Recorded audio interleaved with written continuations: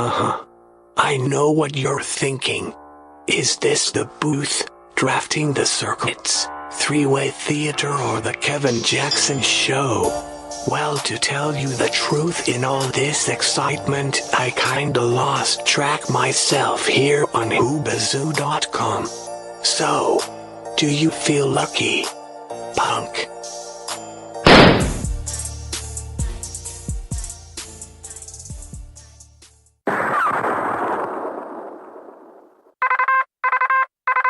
Oscar Mike Radio. Come in, Oscar Mike Radio. Sinister One, this is Oscar Mike. I have you, Lima Charlie, over. From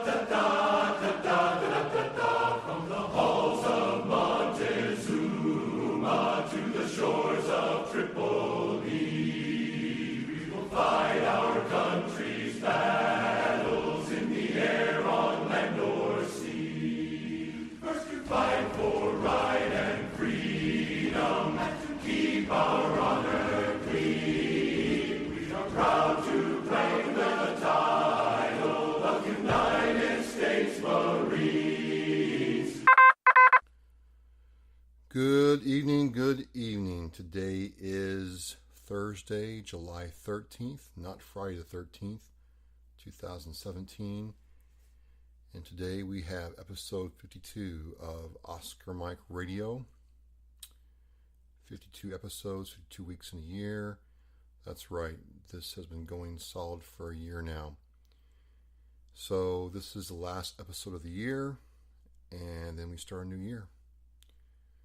But instead of starting with the question of the week, I want to take this time to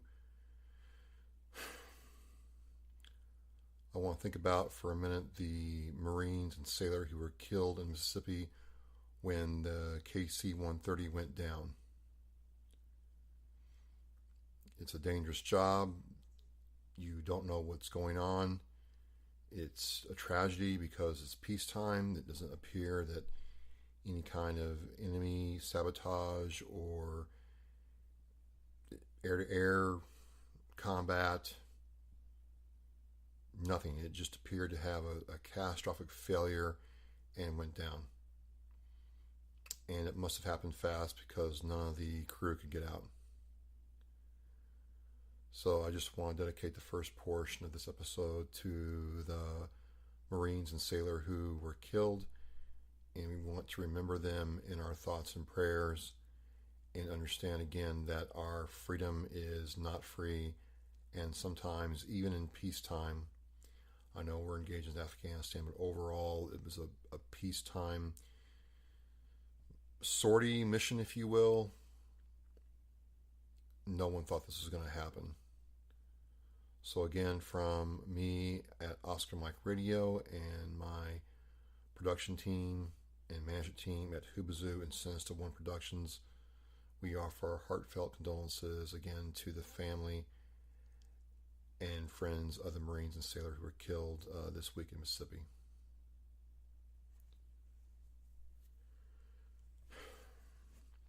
And now we move on to the word of the week.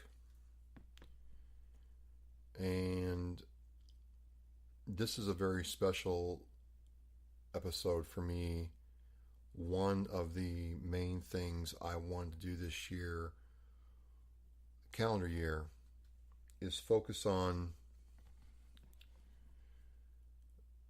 people who help veterans with PTSD. Veterans with PTSD who have found a way to overcome it, and veterans who are helping other veterans with PTSD. And I ran into on a day when I went down to WVBF AM 1530 in Taunton, Massachusetts, and I had the pleasure of getting to sit there with the guys from South Shore News and Views and ask Julie Crosswind Lovely from Wild Hearts Horses for Heroes some questions about equestrian therapy. Julie started this program and really has worked to make this something that veterans can benefit from. And so after the episode, I introduced myself to her. We started talking, and I said, I'd like to come down and see you in action and talk to some of the veterans and get a better understanding of what's going on. You don't hear about a lot of this stuff. And she said, sure. And I was even able to fast forward a little bit, get some time with the veterans after the session. However, this is a learning process, and the audio did not turn out well, and I wasn't able to really salvage it. So I need to keep investing in some equipment. And remember my headphones. That was maybe I could have done better if I could have heard what was being recorded. But anyway, we're going to make the best of this. So Wild Hearts Horses for Heroes is located in Bridgewater, Massachusetts. I pull up there. I'm running a couple minutes late, which irritates me, but that's okay. I'm trying to get caught up and get my stuff set up and understand what's going on. And I get out of my truck, I carry my stuff, and I'm walking toward the fence. And I'm watching this scene. And the only thing I can tell you about this scene is I kind of liken it to the original Karate Kid movie where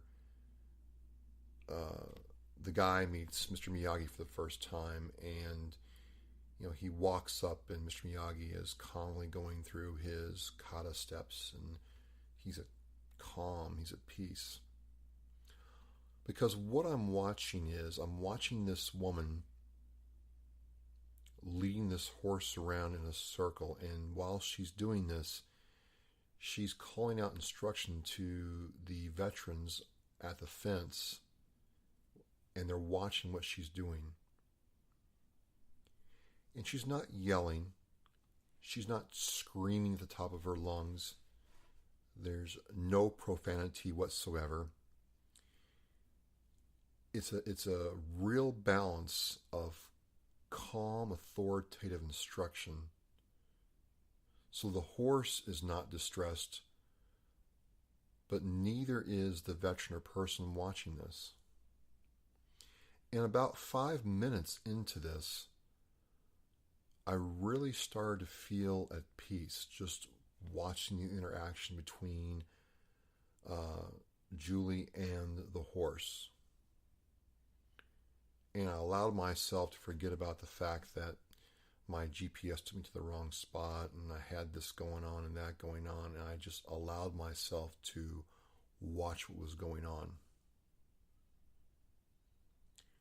And I couldn't understand why I was able to do that, because it was almost like I was able to unplug from everything and just focus on the animal and what was being done. And so the first veteran out there was a woman, and what she had to do was lead the horse in a circle. So it's this big training area, and basically she's standing in the center of it, and she's trying to get the horse to go into a complete circle. And I'm just like, wow, man, this is amazing. Because what would happen is, if the woman's shoulders dropped, or if her arm went out from her side a certain way, or if her vocal command wasn't exactly clear, and not only clear, but also calm, the horse did not respond very well. It's only when the veteran was able to master her body and present her command in an authoritative but peaceful way that the horse began to respond. And at first you could tell that, she was getting not frustrated, but this wasn't exactly a smooth, natural thing to her. But what happened was, 10 minutes later, it started happening. You could tell that she was getting comfortable being there with the horse. She was picking up on what the horse was doing, and the horse was matching what she was doing. And all of a sudden, you started seeing the horse move at a very smooth gait. in a circle. And again, she wasn't yelling at the horse. She wasn't dragging the horse. She was simply leading the horse through commands and her body posture. And I was just completely taken with that. Because again, I'm not doing anything. I'm taking some pictures. I'll have them up on the, post for this episode on OscarMikeRadio.com. I was just watching this, and I started really being at peace seeing what she was doing. I was really entranced. And I really got into it. And then it was the male veteran's turn. He was a little bit older. And it was kind of the same thing, but different. He started off really, really strong, but he had a couple little cues that he missed, and the horse didn't do exactly what he said.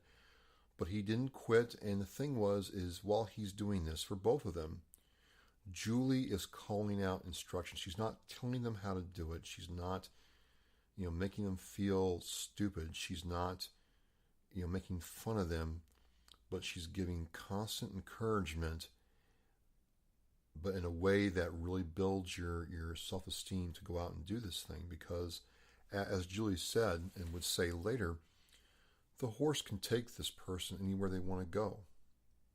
If the horse decides not to follow the commands, you can't make it do what you want it to do. It has to be a connection between the animal and the trainer to allow the horse to go where you want it to go.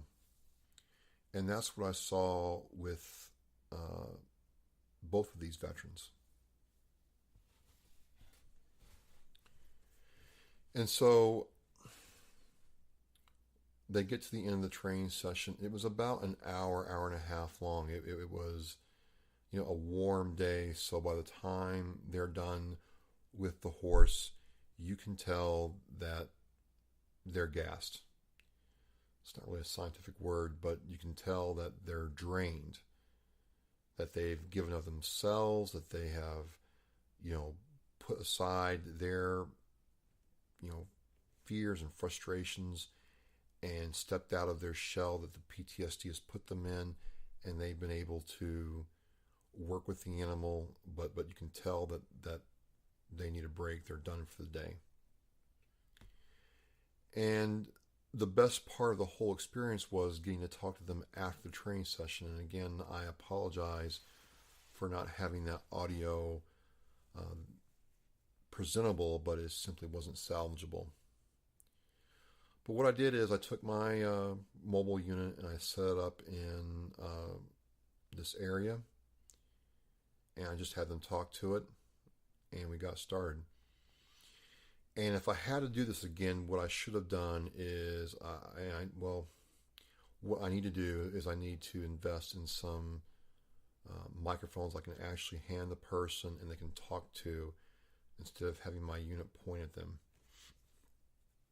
That would have been a better solution. It will come with time.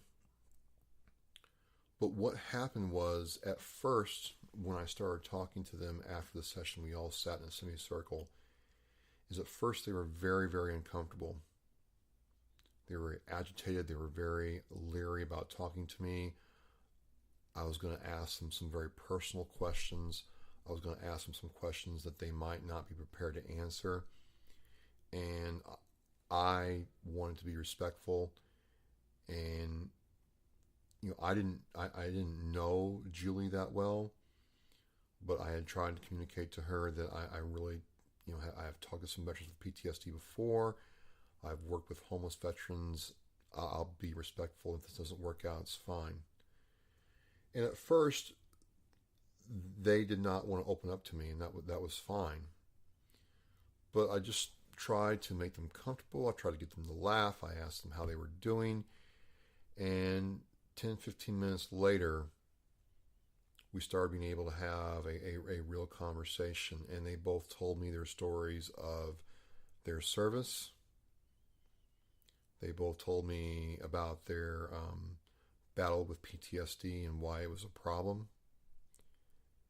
And they both told me they got to a point in their lives where they knew they had to do something.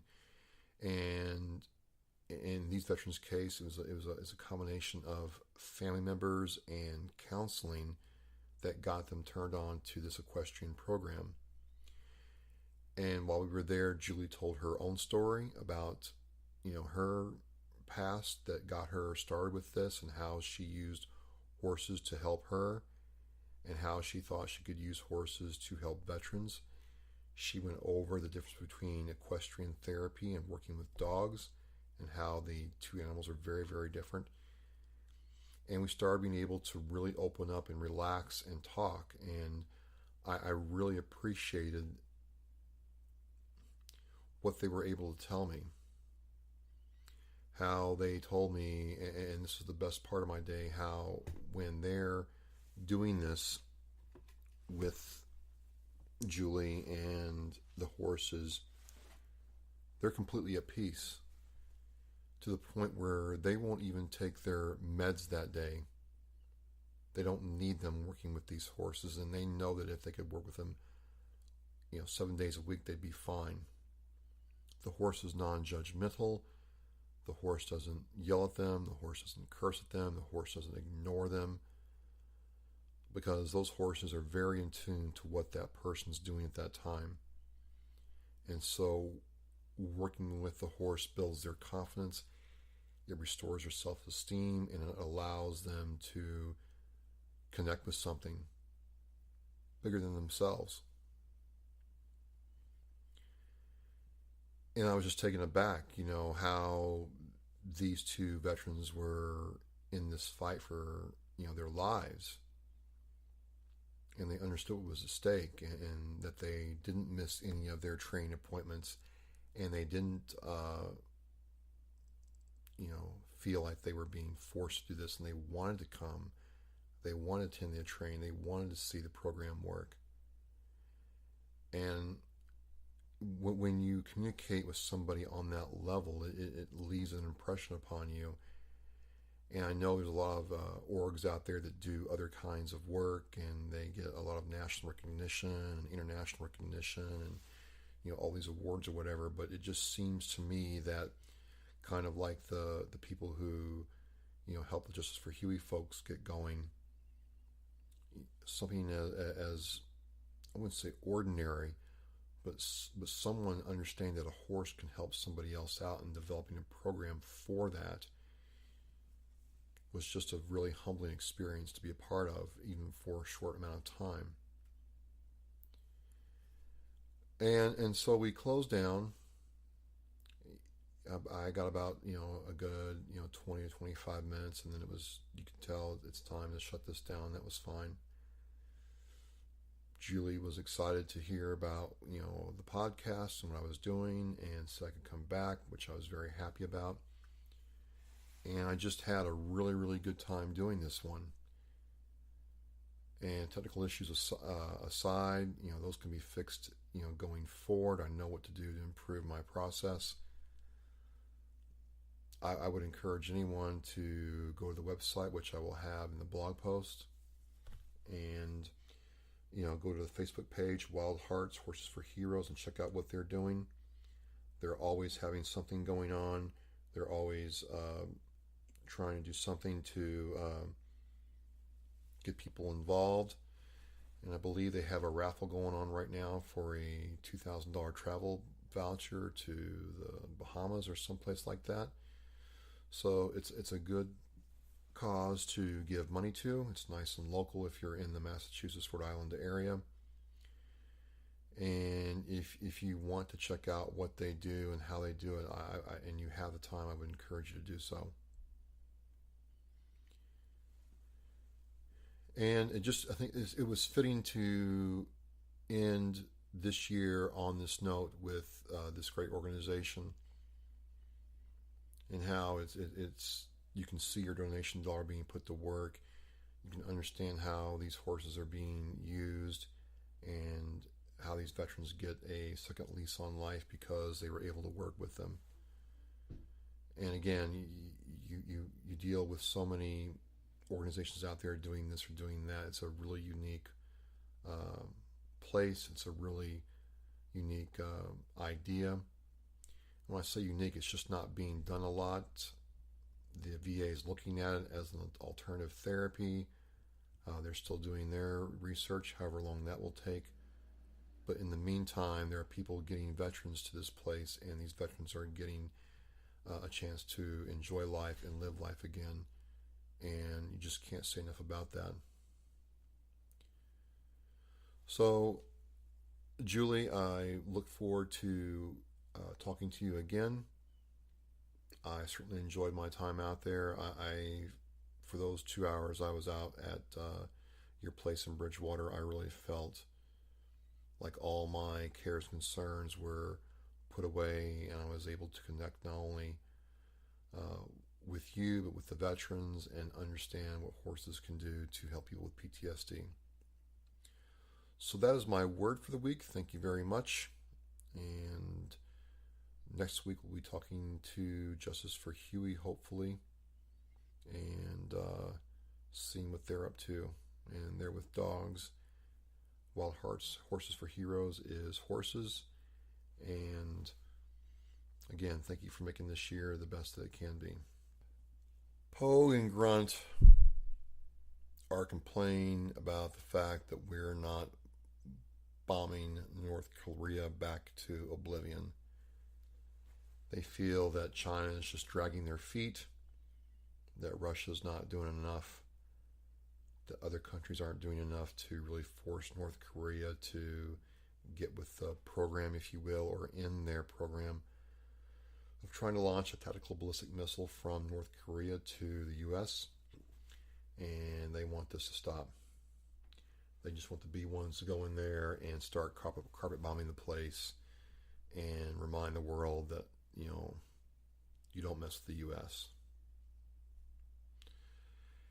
And I reminded both of them that, hey, we respect, admire, and adore and cherish General Mattis, most holy. But that wasn't good enough. They're like, he's just being held back, and we should attack right now. And I'm like, well, I hear what you're saying, but come on. So they're not happy that there's not more authoritative action being taken. My point is we should let the diplomatic process work before putting one shell on the ground or one boot on the ground in North Korea and get ourselves into another quagmire. But they're complaining, which means they're happy, and that is their complaint of the week. My unit shout out, I really don't have one this week. I do want to send a shout out to in my view, I really got a hand to the New York Police Department for protesting at the funeral of the officer that was assassinated last week. They didn't like the fact that they feel that Bill de Blasio doesn't support them. And I thought they had a lot of stones to turn their backs on him when he approached the podium. I am a huge supporter of law enforcement. I have friends and family in law enforcement. I know law enforcement gets a bad rap. I know law enforcement has a difficult job at best. I'm not sure I can do it. And I think before we throw stones at glass houses, we need to understand what policemen go through, and women. That being said, yes, of course, there's some bad apples in the barrel, absolutely. But I don't think those policemen who have not been doing their job or not being professional are an indication of how law enforcement is nationwide. So the only reason I'm mentioning it here is, again, I have a lot of military friends across the nation in either they're employed right now, have been employed, or seeking employment with law enforcement. And I think what happened to that officer in New York, where that guy just came up and shot her in the control van, was terrible. And if that was one of my friends or family members, I would be absolutely devastated. So good for them for making a statement to the mayor of how they feel about his support or lack thereof toward them. And that's that. Upcoming events, it's kind of a quiet time this time of summer. The reason for that is everybody's going on vacation. Everybody's out of town. There's no real heavy duty veterans events coming up. I think there's the Stand Down in September that's locally coming up, but that's kind of a ways away. But it's kind of quiet. Everything's kind of steady state for the summer. So all I'm going to say about upcoming events, if you're out and about and see a person in uniform, walk up to them, shake their hand, tell them thank you. If they're at a restaurant or whatever, maybe take care of their tab for them. And remember that the freedoms we enjoy were paid for dearly.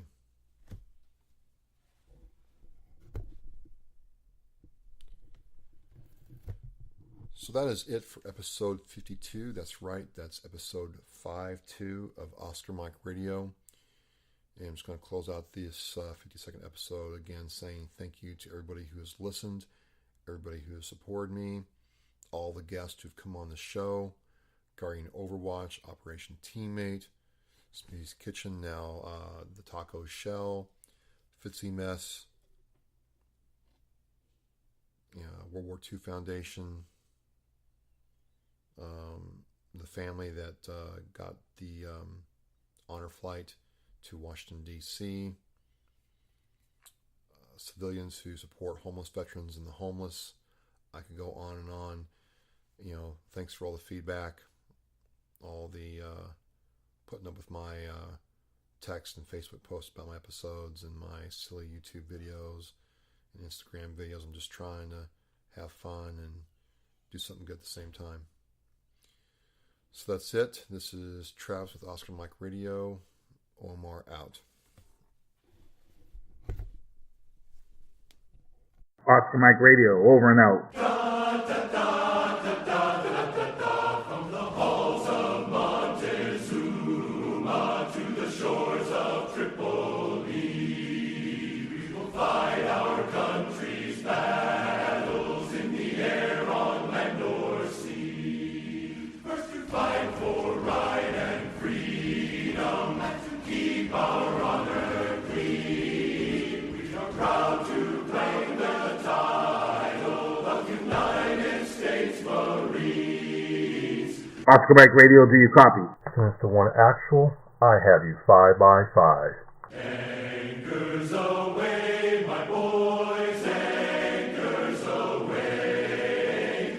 Farewell to college joys, we sail at break of day. Through our last night on shore, drink to the foam, until we meet once more. Here's wishing you a happy voyage home. Oscar Mike Radio is en route. Copy that, Sinister One.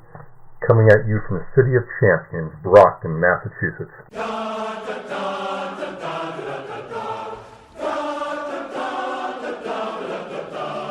We're always ready for the call, we place our trust in thee. Through surf and storm and howling gale, high shall our purpose be. Semper Paratus is our guide, our pledge, our motto, too so true. We're always ready, do or die. I Coast Guard, we fight for you. First to fight for the right and to build the nation's might, and the army goes rolling along. Proud of all we have done, fighting till the battle's won, and the army goes rolling along. And it's high, high, hey, the army's on its way.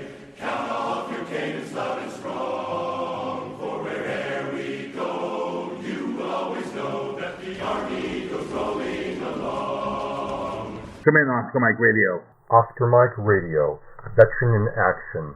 On the move, on mission, always. Off we go.